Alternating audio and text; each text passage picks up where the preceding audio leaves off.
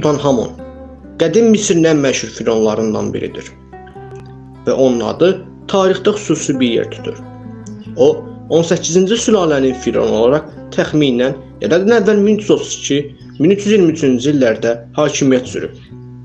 Tutanhamonun ən maraqlı cəhətlərindən biri onun gənc yaşda, cəmi 9-10 yaşında taxta çıxması və yalnız 19 yaşında vəfat etməsidir.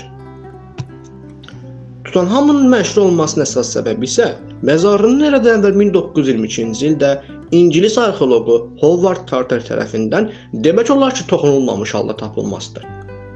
Qədim Misirin yeni krallıq dövründən qalan məzarların çoxu talan olunduğu halda Tutanhamonun məzarı nadir halda bütöv tapıldı.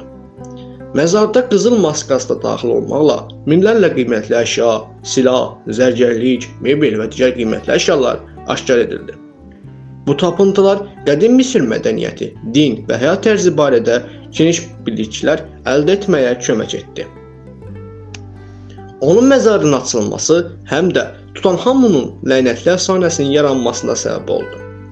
Məzar açıldıqdan sonra tədqiqatçılar və arxeoloqlar arasında bir neçə müəmmalı ölüm hadisəsi baş verdi və bu lənət əfsanənin güclənməsinə səbəb oldu. Mütəxəssislər bu ölümləri müxtəlif səbəblərə, o cümlədən qədim məzarlarda olan bakteriyaların təsiri ilə izah etməyə çalışdılar. Tutanhamon, qədim Misir tarixi və mədəniyyəti ilə maraqlananların diqqətini cəlb edən ən tanınmış firavunlardan biri olaraq qalır. Onun məzarı, qiymətli əşyalar və sirli həyatı qədim Misir araşdırmalarında unikal bir yer tutur.